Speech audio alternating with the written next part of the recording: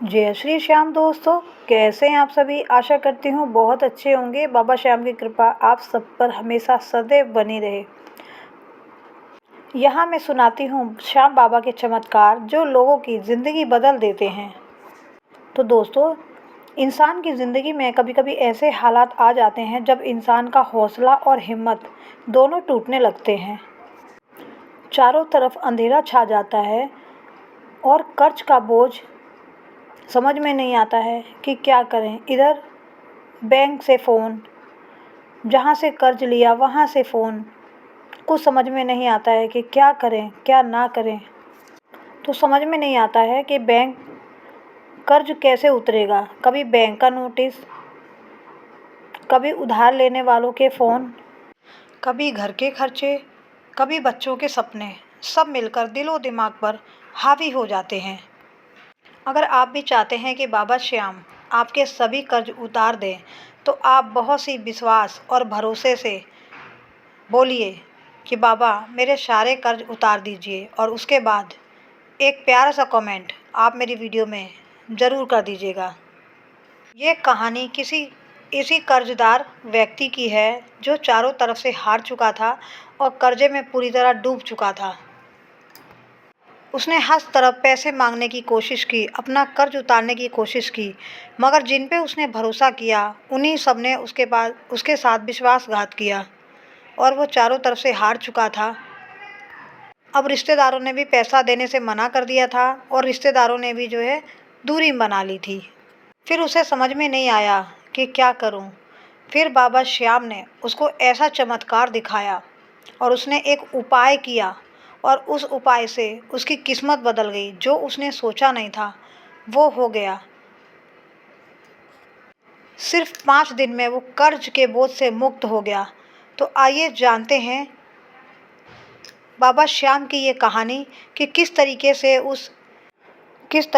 उस इंसान का जो है बोझ उतर गया और कर्ज से मुक्त हो गया।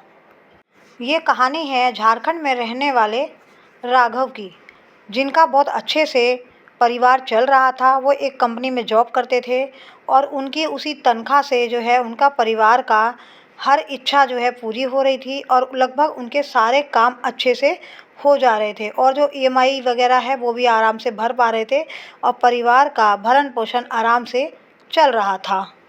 वे 14 साल से प्राइवेट कंपनी में, डील सप्लाई कंपनी में जॉब करते थे और सीनियर मैनेजर के पद पे कार्यरत थे। उनके अंदर बहुत ज़्यादा ईमानदारी थी। वो सुबह उठते और तैयार होते, नाश्ता करते, उसके बाद वो अपने ऑफिस के लिए निकल जाते और ऑफिस में भी सब लोग उन्हें बहुत ही ईमानदार व्यक्ति के नाम से जाने जाते थे, क्योंकि वो बहुत ज़्यादा ईमानदार और बहुत ज़्यादा मेहनती थे और उनके अंदर बेईमानी नाम की कोई चीज़ नहीं थी। वो ऑफिस के जो है राजनीति कामों से दूर रहते थे और उनकी जो है बच्चों की फ़ीस, ईएमआई, घर के खर्चे, घर का किराया सब बहुत अच्छे से व्यवस्थित तरीके से चल रहा था।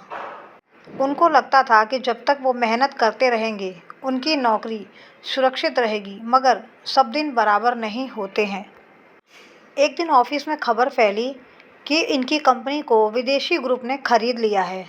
पहले तो राघव जी ने ध्यान नहीं दिया, उनको लगा कि ये सब ऐसे ही है, सब हो सकता है कि सिर्फ कंपनी ही बिकेगी तो वो कंपनी मतलब हमारा काम तो ऐसे ही रहेगा और कंपनी चलती रहेगी। वो इस विचार में थे, मगर एक दिन वो अपने घर में रिपोर्ट बना रहे थे, तभी उनको ईमेल आया।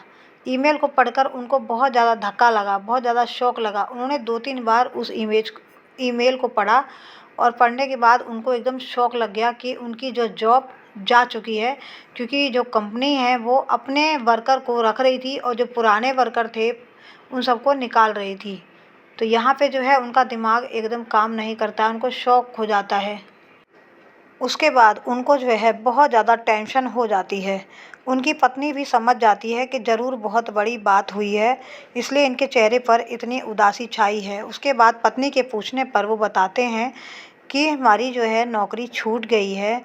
अब उनको जो है टेंशन हो जाती है, बच्चों की पढ़ाई, घर का खर्च, घर का किराया, ईएमआई किस तरीके से भरेंगे। अब उनका दिमाग बिल्कुल भी काम नहीं कर रहा था।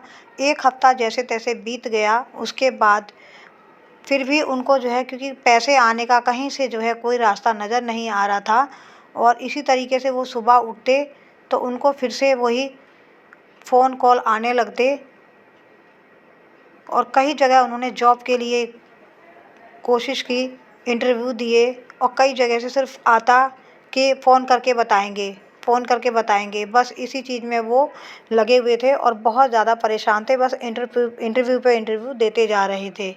फिर एक दिन उनकी पत्नी ने कहा कि इससे काम नहीं चलेगा, हमें कुछ करना पड़ेगा। इसके बाद उनके पति के जो कोई अच्छे दोस्त थे, उन्होंने उससे बात की और बोला कि उनके दोस्त ने बताया कि जो कपड़े का काम है, कारोबार है, थोक विक्रेता का, वो हम करेंगे क्योंकि उससे काफ़ी मुनाफा होता है। तो ये भी मान गए, इन्होंने भी सोचा कि हाँ, क्यों ना ये कारोबार कर लिया जाए। मगर वो कारोबार भी कैसे होता, उसमें भी पैसे लगाने की ज़रूरत है। ये क्या करते हैं, बैंक से लोन ले लेते हैं, यानी 25 लाख का लोन ये ले लेते हैं। उसके बाद क्या होता है, 25 लाख का लोन लेने के बाद से जो है, अब इन्होंने अपना कपड़े का जो है व्यापार शुरू कर दिया, और जैसे ही स्टॉक आते वैसे ही बिक जाते, और इस तरीके से थोड़ा सब कुछ ठीक होने लगा। उसके बाद इनको बड़े-बड़े ऑर्डर आने लगे। ऑर्डर के बाद इन्होंने क्या किया, छोटे-छोटे जो दुकानदार थे उनको तो उधार दिया ही, उसके बाद जो है बड़े-बड़े जो ऑर्डर आ रहे थे उनको भी इन्होंने जो है, एक इंसान को जो है 25 लाख का माल इन्होंने उधार दे दिया। उसने भी बोला कि मैं आपको जो है अगले हफ्ते आपका जो है पैसा जो है मैं आपको दे दूँगा। तो यहाँ पे डील मंज़ूर हो जाती है और ये उसे 25 लाख का माल उधार दे देते हैं। उसके बाद वो इंसान भी पैसे वापस नहीं करता है और वो भी फ़ोन कॉल उठाना बंद कर देता है। उसके बाद एक दूसरा ग्राहक था, वो भी इनसे 20 लाख का माल उधार ले गया। इन्होंने सोचा कि अगर मैं भरोसा नहीं करूँगा तो मेरे को अच्छा मुनाफ़ा नहीं होगा। इस मार्केट में विश्वास भी रखना ज़रूरी होता है। बस वहाँ से इनका जो है समय बदलना शुरू हो गया, और फिर से आई इनके जो ऊपर नई मुसीबत, क्योंकि ये जो दूसरा ग्राहक था उसने भी फ़ोन उठाना बंद कर दिया था। अब जो है इनके पास बहुत ज़्यादा कर्ज़ा हो गया था। उसके बाद ये परेशान रहने लगे। इन्होंने बार-बार उन ग्राहकों को फ़ोन किया तो एक ग्राहक ने तो बहाना मारता रहा और दूसरे ग्राहक ने अपना फ़ोन बंद कर लिया।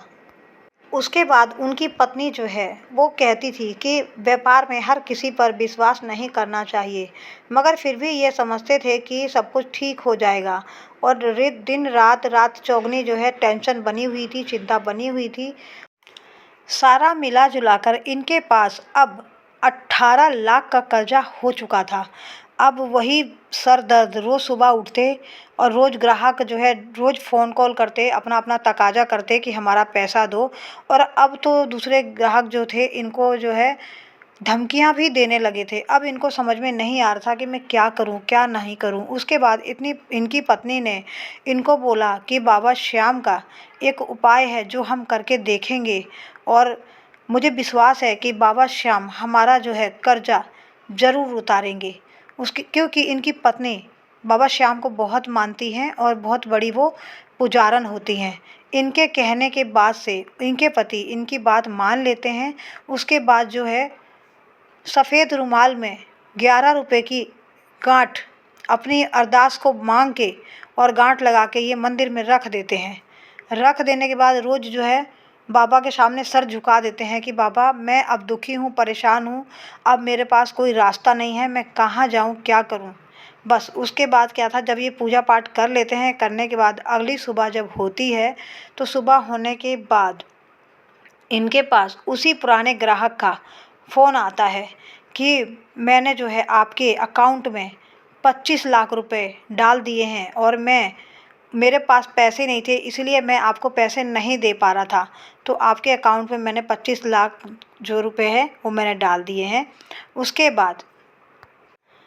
बाद इनके फ़ोन पे एक घंटी बजती है और वहाँ से एक मध्यम व्यक्ति जो है वहाँ से फ़ोन करते हैं और कहते हैं कि मुझे जो है ऑर्डर चाहिए, क्या आप मेरा ऑर्डर पूरा कर पाएंगे। तो पहले तो इनको लगा कि इतना भारी जो ऑर्डर पूछते हैं वो ऑर्डर तो नहीं देते हैं, फिर भी ये हामी भर देते हैं कि हाँ ठीक है। तो ये पूछते हैं कि आपका कितने लाख का ऑर्डर है, आप बता दीजिए। तो वो बोलते हैं कि मेरा 40 लाख का ऑर्डर है। उसके बाद क्या था, ये फटाफट जो सारा ऑर्डर जो है तैयार कर लेते हैं और ऑर्डर पूरा होने के बाद 40 लाख रुपए इनको मुनाफा होता है और तुरंत इनको पेमेंट मिल जाती है। ये वही इतना बड़ा ऑर्डर था जिनका सपना वो काम शुरू करने से वो देख रहे थे कि काश मुझे जो है ऐसा ऑर्डर आए जिससे मेरे सारे सपने पूरे हो सकें। वो जब भी काम करते और बाबा श्याम के बारे में सोचते और बाबा श्याम जपते और कहते कि ये मेरे बस का नहीं था, ये जो है सब बाबा श्याम का किया हुआ है, क्योंकि बाबा श्याम की कृपा से ही मुझे आज ये खुशी का दिन देखने को मिला है। और जब उन्होंने माल की डिलीवरी दी उसके बाद उनको बाकी पैसा भी मिल गया और उनके पास इतना पैसा आ गया कि उन्होंने बैंक से लिए हुए लोन, अपने सारे लोन चुका दिए, सारे कर्ज चुका दिए। उन्होंने छोटे मोटे दुकानों से लिए कर्ज, सारे कर्जे चुका दिए और लास्ट में जो पूरा कर्जा पूरा हो गया उसके बाद लास्ट दिन जो था, राघव जो है अपने घुटनों के बल बैठ गया। बैठने के बाद बाबा श्याम के आगे सर झुका दिया और उनको कोटि कोटि धन्यवाद किया। उसके बाद वो रोने लगे और बाबा की तस्वीर के आगे बैठ गए और बोले कि बाबा, और उन्होंने बाबा को धन्यवाद दिया और बोला कि बाबा श्याम, आपने मेरी लाज रख ली, मुझे दुनिया के तिरस्कारों से आपने बचा लिया। और उस समय जो है सावन का मेला चल रहा था। ये जो है बाबा की जो अर्जी लगाई हुई गांठ जो है रुमाल में लगाई हुई गांठ, उस रुमाल को लेकर अब बाबा श्याम के दरबार पहुंच जाते हैं। वहां जाते हैं और बाबा के सामने मंदिर में जाते ही रोने लगते हैं और वहां पे जो है जो रुमाल की गांठ है उसको खोल देते हैं और बाबा के आगे सर झुका के उनको कोटि कोटि धन्यवाद करते हैं कि बाबा, अगर आप नहीं होते तो पता नहीं मेरा क्या होता। राघव को एहसास हुआ कि जब इंसान चारों तरफ से फंस जाता है और मुसीबत में पड़ जाता है और उसके बाद जब भगवान की कृपा होती है तो इंसान जो है भगवान के सबसे करीब पहुंच जाता है। और जब दिल से पुकारा जाता है तो बाबा श्याम बिल्कुल भी देर नहीं करते हैं और वो आ जाते हैं अपने वक्त को बचाने के लिए। अगर आप भी चाहते हैं कि आपके सारे कर्जे ख़त्म हो जाएं तो आप भी दिल से एक बार बाबा श्याम को पुकारिए, बाबा श्याम का जयकारा लगाइए। अगर आप बाबा से जुड़े हैं तो कमेंट में लिखिए कि बाबा जय श्री श्याम और आप उनको बोलिए कि बाबा मेरे सारे कर्जे उतार दीजिए। तो आज की इस कथा में हमने देखा कि राघव का जीवन कितने संकटों में घिरा हुआ था और बाबा श्याम ने किस तरीके से जो है उस संकट से राघव को निकाला। तो इसी कथा के साथ सभी दोस्तों को राधे राधे, जय श्री श्याम।